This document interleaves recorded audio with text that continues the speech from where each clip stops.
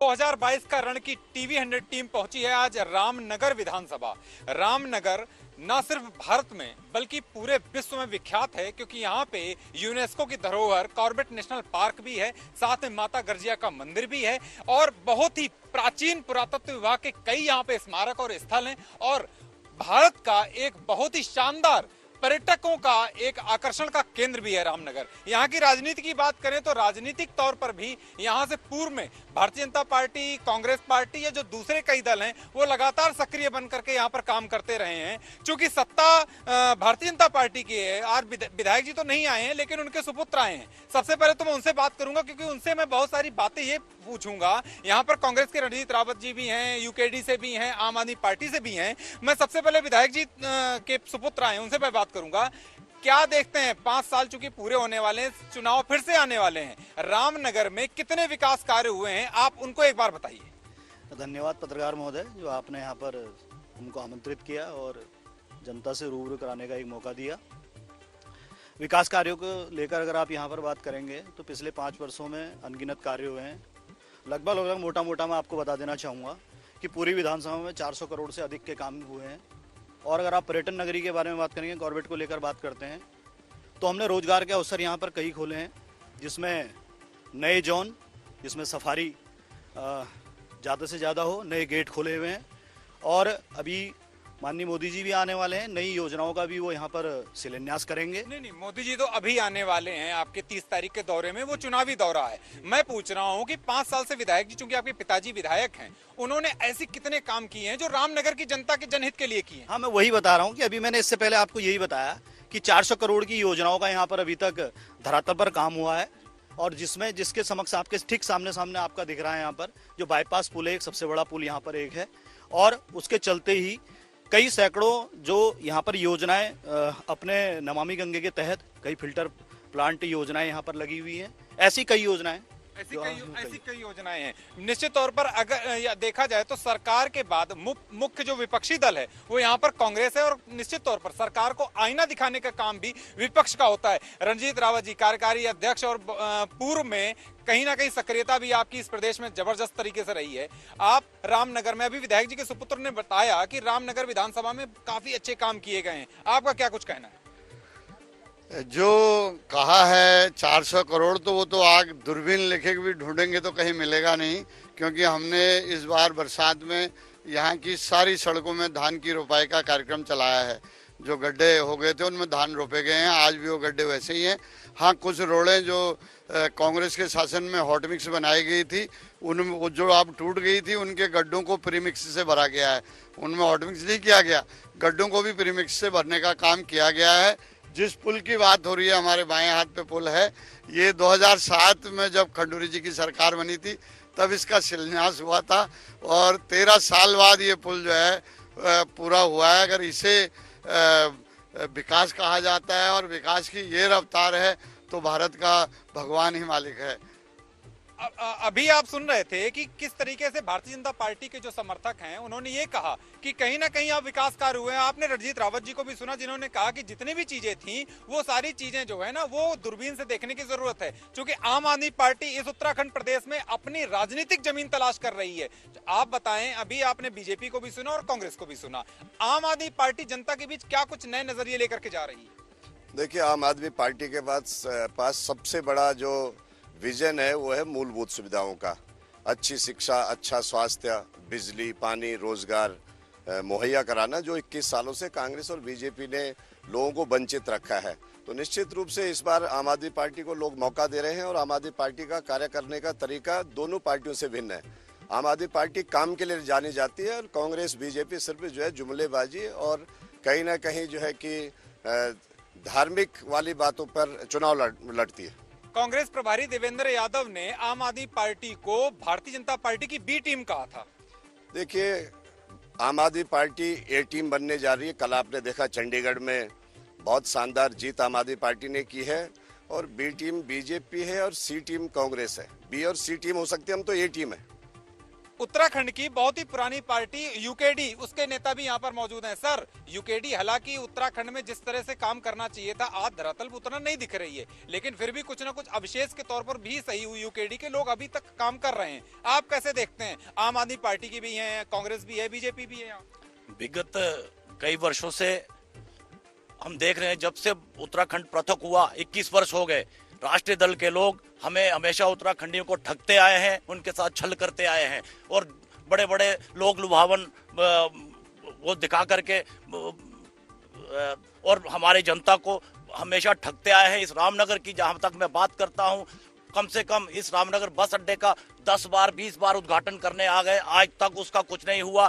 अभी तक सड़कें नालियां सब वैसी की वैसी हैं, सड़कों में गड्ढे हैं। अभी मैं जहां पीरमदारा रहता हूं वहां पे एक सड़क है, उसमें गड्ढे ही गड्ढे हैं। इनके मीडिया प्रभारी हैं एक भाजपा के, वो उसमें गिर गए, उनकी हड्डी तक टूट गई, उनको पूछने तक ये लोग नहीं गए और खड्डे अभी तक वैसे के वैसे हैं। मैं ये कहना चाहता हूं कि अब जनता जाग गई है। उत्तराखंड की जनता को अब सिर्फ यूकेडी ही चुननी चाहिए, मेरा ये पॉइंट ऑफ व्यू। रामनगर में सड़कों को लेकर के यूकेडी ने भी भारतीय जनता पार्टी पर निशाना साधा है, कांग्रेस ने भी निशाना साधा है। भाई आप बताइए, देखिए आपके सामने लोग कह रहे हैं, पीठ पीछे नहीं कह रहे हैं, कह रहे हैं कि गड्ढे में आपके ही नेता गिर गए, चोटिल हो गए। ये तो देखिए भाई, ये तो इनका कहना है कि ये तो इनका चश्मा लगा हुआ है, राजनीतिक चश्मा लगा हुआ है, ये तो विरोधी हैं। ये तो भाई इनको अगर बिल्कुल हॉट मिक्स सड़क भी दिखेंगी तो उसमें इनको बीजेपी के गड्ढे दिखेंगे।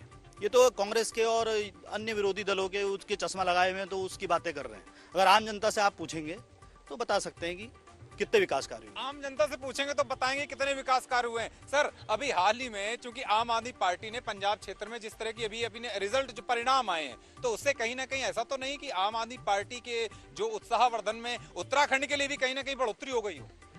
देखिए, ऐसा कुछ नहीं है। आम आदमी पार्टी की जो दिल्ली में परफॉर्मेंस है, जो इनका सबसे पहली उपलब्धि थी, वहाँ अगर आप देखेंगे तो एक भी बेड आम आदमी पार्टी ने दिल्ली के अस्पतालों में इन 10 सालों में नहीं बढ़ाया है। जो एग्जिस्टिंग अस्पताल थे उनकी कैपेसिटी नहीं बढ़ाई, कोई नया अस्पताल नहीं खोला, कोई नया स्कूल नहीं खोला। हाँ, अगर नया कुछ खोला है तो 300 शराब की दुकानें जरूर दिल्ली में नहीं खोली हैं। डिजाइनर ठेके और जो सरकारी विभाग आज तक उस काम को कर रहे थे, उनको हटा करके ये जो है निजी क्षेत्र के लोगों को उसमें लाए हैं। और उसमें भी ऐसी पॉलिसी लाए कि जिस कंपनी का टर्नओवर 120 करोड़ से ऊपर सालाना शराब के व्यवसाय में होगा, वही जो है निविदा बोलेंगे, यानी बड़े मगरमच्छों को लाए हैं। ये आम आदमी पार्टी का असली चेहरा। कांग्रेस की युवा नेत्री भी हमारे साथ में है। मैडम, आप बताइए, आप युवा भी हैं और कहीं ना कहीं महिलाओं के लिए अपनी टीम को लेकर के आप आगे बढ़ रही होंगी। हकीकत क्या है इस उत्तराखंड के विकास कार्यों की? हकीकत जो डबल इंजन की सरकार हमारे देश में प्रदेश में है, हकीकत यह है कि उन्होंने सिर्फ 0 काम किया है पूरे प्रदेश में। और हम अभी रामनगर की बात करते हैं तो यहाँ पर जब कार्य होते हैं तो वो दिखते हैं। मैं यहाँ के विधायक जी से पूछना चाहूंगी, आपने यहाँ के युवाओं के लिए रोजगार के लिए क्या किया? सबसे बड़ा सवाल मेरे तरफ से यही है, यहाँ के लिए युवाओं के लिए आपने रोजगार के लिए क्या किया है? सर, युवाओं के रोजगार की बात आ रही है कि उनके लिए आपने क्या किया? देखिए, रोजगार की जो लेकर अभी तक जितनी भी बातें हैं, हमारे दीनदयाल ग्रामीण कौशल विकास योजना के तहत जो ग्रामीण जो अपने हाई स्कूल पास और 12 पास के जो बच्चे हैं, उनको कोर्स करा रही है सरकार, फ्री में कोर्स करा रही है। और उनको 6 महीने 2 महीने का जो भी कोर्स हो रहा है, उसके बाद उनको प्लेसमेंट भी दे रही है, गारंटी के साथ उनको नौकरी भी मिले। ये शब्द जो ये वाला है कि क्या किया, तो ये उस तरह का शब्द है कि जैसे एक बिगड़ी बाप की एक औलाद होती है ना, माँ बाप किस तरीके से उसे पाल के पोस के बड़ा करते हैं, फिर वो बड़ा होके जब अपने माँ बाप तो ये कहता है ना कि हमारे माँ बाप ने हमारे लिए क्या किया। ये उस तरह का शब्द है, एक राजनीतिक शब्द, एक राजनीतिक शब्द है कि क्या किया। रामनगर की जो भी स्थिति है, चूंकि हमारे यहाँ के लोकल रिपोर्टर में आसिफ इकबाल हैं। आसिफ इकबाल, आप बताओ, चूंकि आप तो भारतीय जनता पार्टी, कांग्रेस, आम आदमी पार्टी सभी को आप कवरेज करते हैं, क्या वास्तविक स्थिति है? गांव से भी लोग आपसे बात करते होंगे, वास्तविक स्थिति क्या है इस रामनगर क्षेत्र की? देखिए, लगभग 20 साल उत्तराखंड बने हुए हो गए हैं, तो एक तरह से जो ये उत्तराखंड बना था, इसका जो मूलभूत धारणा थी कि यहाँ जो है वित्तीय आत्मनिर्भरता रहे, यहाँ रोजगार हो, पलायन ना हो, शिक्षा उच्च हो और एक तरह से बाढ़ बारिश और जो अन्य जो प्राकृतिक आपदाएं हैं उनसे सुरक्षा हो। ये समस्याएं ठीक हो, इसके लिए उत्तराखंड बना था। लेकिन उसके साथ ही जो है चिकित्सा, स्वास्थ्य और उसके साथ साथ शिक्षा की भी सुविधा हो, ये सारी सुविधाओं की आवश्यकता थी। लेकिन अगर हम देखें तो जो 20 सालों में यहाँ पे सरकारें रही हैं, जिन्होंने बड़े बड़े अपने दावे करे हैं, लेकिन परिणाम जो है अगर हम देखें थोड़े बहुत लोगों को फायदा जरूर पहुंचा है। लेकिन आज चिकित्सा का हाल देख लो, बहुत बुरा है, क्योंकि रामनगर जो है कुमाऊं और गढ़वाल का प्रवेश द्वार भी है। और और साथ ही मैं आपको बता दूं कि दुर्भाग्य ये भी है कि रामनगर के साथ पहाड़ के तहसील का व्यवहार नहीं किया जाता, यहाँ प्लेन की तहसील का व्यवहार किया जाता है। ये सबसे बड़ी समस्या यहाँ की सरकारों की रही है, यहाँ के प्रशासन की है। और यहाँ पर जो मूलभूत सुविधाएं, पहाड़ में जो सुविधाएं होनी चाहिए, वो सुविधाओं का भी यहाँ अभाव देखा गया है। बहुत सारी सुविधाओं का अभाव देखा गया। हालांकि रामनगर पर्यटन नगरी है। वास्तविकता में जो ये बात कही आसिफ इकबाल ने कि इन 21 साल में उत्तराखंड को कहां होना चाहिए, पर्यटन प्रदेश के तौर पर इस प्रदेश को उत्तर प्रदेश से अलग करके बनाया गया था। लेकिन आज भी पर्यटन की क्या रफ्तार है, उसमें कहीं ना कहीं अभी भी बहुत सारी खामियां बताई जाती हैं। आपका नाम क्या है? मेरा नाम नमित अग्रवाल है। नमित जी, किस पार्टी को बिलोंग कर रहे हैं? नहीं सर, किसी पार्टी को बिलोंग नहीं। Very good. तो आप बताइए, अभी आप तो अन्य दलों को सबको सुन रहे थे, वास्तविक स्थिति रामनगर की कितनी अच्छी है? वास्तविक स्थिति अगर देखा जाए तो बहुत बुरी है। अभी बात चल रही थी रोजगार को लेके। एकमात्र यहाँ पे एक डेल्टा फैक्ट्री थी जहाँ पर 3.5 से 5 हजार के बीच में लोग काम करते थे। जिस समय से वो बंद हुई है तब से अभी तक वो लोग बेरोजगार के बेरोजगार ही हैं। उनके लिए इन्होंने क्या किया है, किसी भी सरकार ने इन्होंने क्या किया है? विधायक जी को 5 साल यहाँ पर होगा, उन्होंने इसके लिए क्या किया है? पीपी मोड पे हॉस्पिटल है, उसकी स्थिति में इतनी बुरी है कि सभी लोग, यहाँ तक कि जो सत्ता दल के लोग भी हैं, वो तक उसके आंदोलन में अभी तक भागीदारी उन्होंने करी है। तो इसके लिए उन्होंने क्या किया है? इनसे सवाल तो ये पूछा है। सवाल जो होता है वो सत्ता दल से होता है, जो सत्ता में होता है सवाल हमेशा उससे पूछे जाते हैं। तो इनसे ये सवाल जो किया रोजगार के लिए उन्होंने क्या किया धरातल पर? रोजगार के लिए देखिए, रोजगार को लेकर के आपके पास बार बार मुझे आना पड़ रहा है, क्योंकि अभी चलिए कांग्रेस से थे, उन्होंने कहा मैं किसी पार्टी से नहीं हूं, लेकिन रोजगार को लेकर के फिर भी कहीं ना कहीं बात सामने को लेकर जितने प्रयास एक विधायक स्तर पर होते हैं, और इस रामनगर विधानसभा की अगर आप बात करेंगे तो रामनगर विधानसभा में रोजगार को लेकर काफी संविदा पे भी और उपनल से भी कई कर्मचारी यहाँ पर रखे गए हैं। और उसका सीधा सीधा उदाहरण मैं आपको सीधा सीधा एक बता देना चाहता हूँ कि कॉर्बेट नेशनल पार्क है। पर्यटन को लेकर यहाँ पर बार बार बात होती है, और आपने भी जैसे इसको कहा था कि एक विश्व के पटल पर कॉर्बेट नेशनल पार्क को जाना जाता है। हमने नए गेट खोले, नए गेट के लिए नई जिप्सियाँ, नए परमिट हमने जारी करवाए, उसमें गाइडों की संख्याएं बढ़वाई, गाइड नए रखे गए, ईडी के माध्यम से, ग्रामीणों के माध्यम से रखे गए। उसमें महिलाओं को भी हमने उसमें क्या कि वो गाइड रखेंगे और जिप्सी भी चलाएंगे, सहभागिता दी है। और हमने अपने कई ऐसी योजनाएं हैं जो जिसमें ग्रामीण को अपने समूह हैं, महिलाओं के समूह हैं, उनको हमारी सरकार ने 3 लाख रुपए से लेकर 5 लाख रुपए तक बिना ब्याज का धनावंतन किया। रणजीत रावत जी, चूंकि अभी भारतीय जनता पार्टी है, इसके पहले कांग्रेस थी, उसके पहले ये एक बार भारतीय जनता पार्टी और कांग्रेस, वास्तविकता में जिम्मेदारी तो दोनों लोगों की है कि इस प्रदेश को आगे बढ़ाया जाए। रोजगार एक साथ सृजित होने वाला मुद्दा नहीं है, वो तो पुराने समय से चला आता। लेकिन आज वास्तविक स्थिति, अभी अग्रवाल साहब ने एक बात कही कि सरकारें दोनों लोगों की रही हैं, लेकिन युवाओं का जिस तरह से रोजगार का सृजन होना चाहिए वो नहीं हो पाया। देखिए, जिस बैराज पे आप खड़े हैं, ये कार्यक्रम चल रहा है, ये कांग्रेस ने बनाया, ये प्रतीक है इस बात का। जिस रोड से हल्द्वानी से आप आए हैं, ये रोड हमने बनाई है। और जिस हॉस्पिटल की बात उन्होंने की पीपीपी मोड में आज दे दिया गया है, वो हॉस्पिटल कांग्रेस ने बनाया था, आज उसको पीपीपी मोड पे दे दिया गया है। और जिस डेल्टा कंपनी की बात अग्रवाल जी ने की, वो भी कांग्रेस के टाइम पे स्थापित हुई थी। 6.5 हजार लोग वहाँ रोजगार पा रहे थे। आज वो भाजपा की सरकार में आने के बाद बंद है, और वही बंद नहीं हुई है। मैं आपको बता दूं, जब से इन्होंने नोटबंदी की है उसके बाद उत्तराखंड में मैंने स्वयं प्रमुख सचिव उद्योग से जानकारी ली थी, तो उन्होंने कहा उसके बाद अब तक 10,000 उद्योग उत्तराखंड में बंद हो चुके हैं। ये रोजगार की हालत है। बहुत बड़ी बात कही कि उत्तराखंड के अंदर 10,000 से ज्यादा जो उद्योग थे वो बंद हो चुके हैं। भाई साहब, आपका नाम क्या है? मेरा प्रणय श्रीवास्तव। प्रणय जी, किस पार्टी को बिलोंग करते हैं? पार्टी एज पर कोई पार्टी नहीं है, जो पार्टी अच्छा काम करेगी उसको बिलोंग करेंगे। बढ़िया बात, जो पार्टी अच्छा काम करेगी हम उसी की बात करेंगे। तो फिर बता दीजिए कि वास्तविकता में रामनगर के अंदर किसने अच्छा काम किया? रामनगर के अंदर किसी ने अच्छा काम नहीं किया।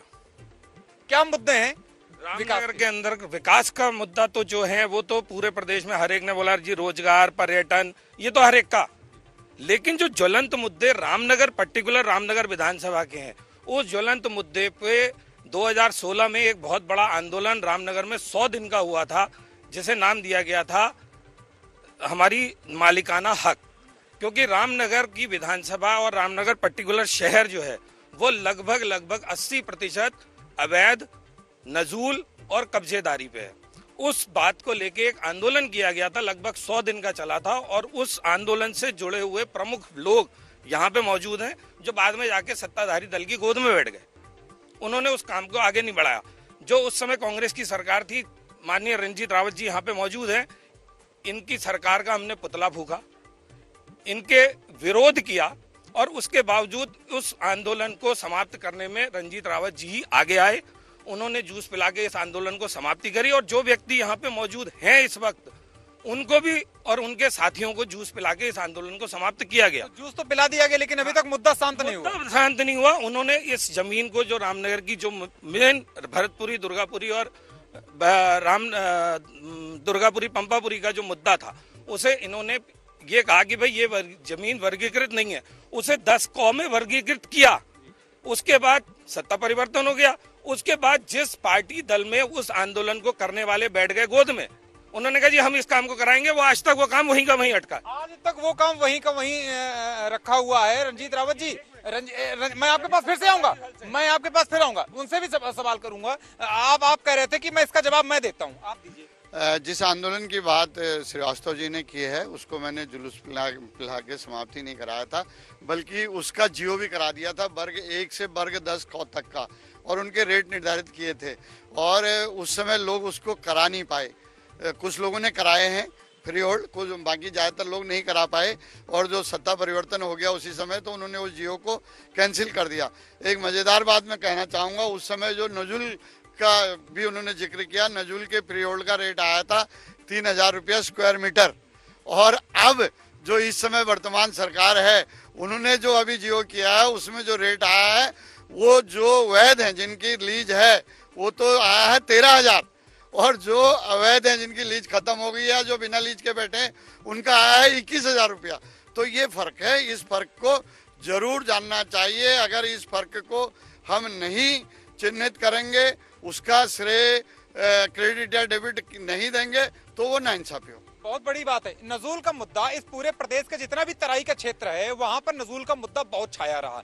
यहाँ तक कि मुझे याद है कि साल 2017 में जब चुनाव हो रहे थे, तो रुद्रपुर के जो विधायक है राजकुमार ठुकराल, उन्होंने भी कहा था कि अगर नजूल का मुद्दा हल नहीं हुआ तो मैं अगला चुनाव नहीं लड़ूंगा। नजूल का मुद्दा काफी पुराना हो गया। दोनों तरफ से आप घिरे हुए हैं, इधर से भी और उधर से भी। जवाबदेही आपकी है। अपने सवालों में खुद घिरे हैं नेताजी और कांग्रेस के लोग। देखिए, अगर वो नजूल नीति अगर सच में प्रभावी होती, और अगर वो जनता के हित में होती, तो नजूल का नजूल जो जितनी भी इन्होंने प्रक्रियाएं जो की हुई थी, उसे जनता ने उसको स्वीकार क्यों नहीं किया? कितने लोगों ने उस नजूल को स्वीकार किया? जनता ने उसे ठुकरा दिया। इसलिए ठुकराया कि उस नीतियों में बहुत खामियां थी।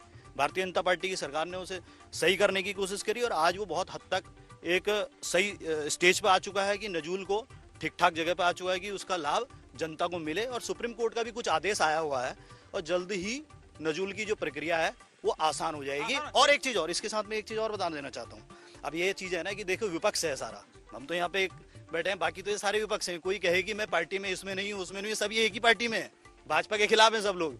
ये तो एक छद्म राजनीति है। तो इसके पीछे एक चीज और, जिनको अभी तक जो लोग गाँव में लेकर पूरी देश के अंदर जो लोग रह रहे थे, कि जिनको वो रह तो रहे थे, खा भी रहे थे, लेकिन उन पर अपना अधिकार नहीं था। वो ये बताने का अधिकार नहीं था कि ये जमीन मेरी है।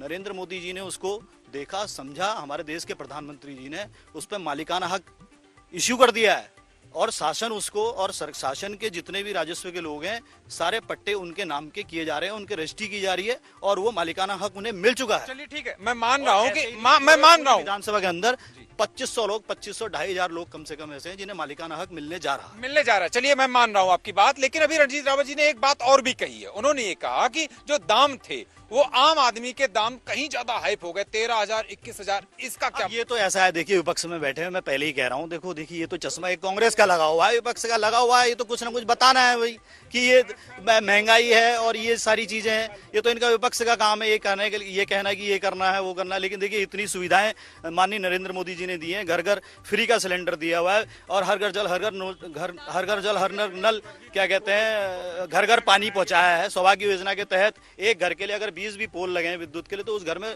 बल्ब पहुंचाया है। ऐसी योजनाएं हमारी सरकार की ओर से आई हैं।